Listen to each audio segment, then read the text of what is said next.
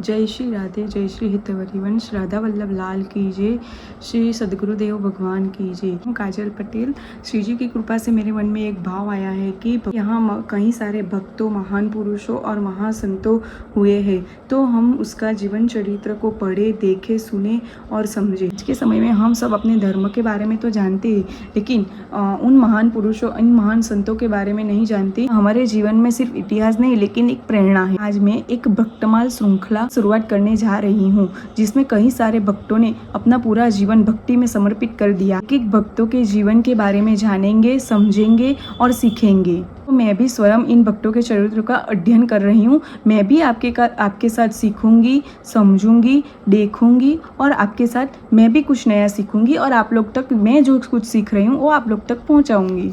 हम सब भक्तों के लिए भक्ति का रास्ता प्रस्तुत किया। तो इस गाथा में सतयुग से लेकर ये ग्रंथ की रचना हुई तब तक जितने भी भक्त हुए, संत हुए, सन्यासी हुए, गृहस्थ हुए का चरित्र इस परम पावन भक्तमाल गाथा में लिखा गया है। तो ये भक्तमाल क्या है, संतों का विशेष संग करते हैं और कथाएं निरंतर सुनते हैं, उनको इस ग्रंथ के बारे में पता होता। माल से अनजाने जो अपरिचित है, तो उनके लिए ये भक्तमाल मैं मेरे श्री जी की कृपा से प्रयास करती हूँ कि उन तक पहुँचाऊँ। भक्तमाल ग्रंथ का नाम है नाभाजी कृत भक्तमाल। ये कि हम ज़्यादा से ज़्यादा उनके बारे में जाने। पहला चरित्र है नाभाजी महाराज का।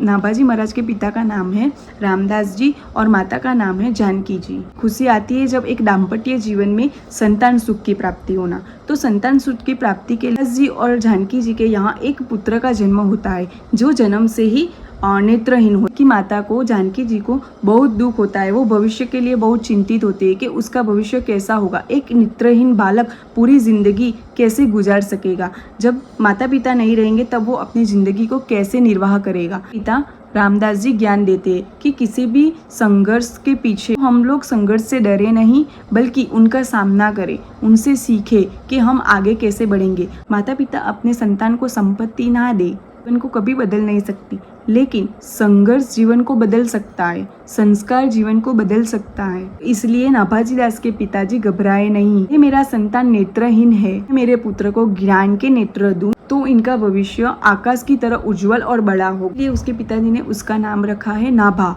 जन्म का नाम था, लेकिन जब नाभाजी विरक्त में प्रवेश हुए तब उसका नाम था नारायण दास जी महाराज। नाभाजी का नाम श्री नारायण दास जी से ज्यादा प्रसिद्ध नहीं हुआ, उनके जन्म के नाम नाभाजी दास से ही प्रसिद्ध हुआ। जन्म के बाद 5 वर्ष तक उसके माता पिताजी ने बहुत अच्छे संस्कार दिए। एक भी दिन पाठशाला नहीं गए, नहीं गुरुकुल गए। यहाँ से होती है संघर्ष की कहानी प्रारंभ।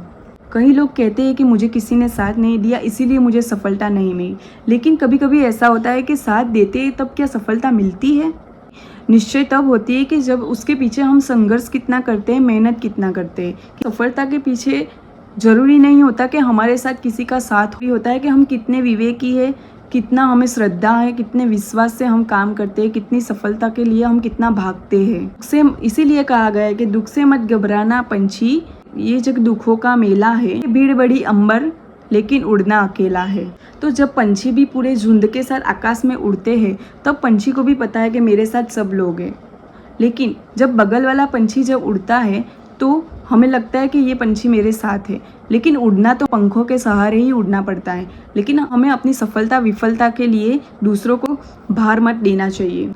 तो नाभाजी के पिताजी ने संस्कार दिए उन्हें 5 साल तक। पिताजी ने ऐसे संस्कार दिए कि भले उनके पास बाहर की दृष्टि नहीं है, लेकिन अंदर की दृष्टि ज्ञान से भर दी है। पिता सत्संग दे और संस्कार देंगे तो संपत्ति की भी आवश्यकता नहीं रहती, कि अच्छे संस्कार ही उसके जीवन की सफलता की गाथा बनी है। हाजी अब 5 वर्ष के बाद 6ठे वर्ष में प्रवेश करते के बारे में आगे के एपिसोड में देखेंगे। अभी के लिए जय श्री राधे, राधा वल्लभ लाल की जय, श्री श्री हित हरिवंश, गुरु सदगुरुदेव भगवान की जय।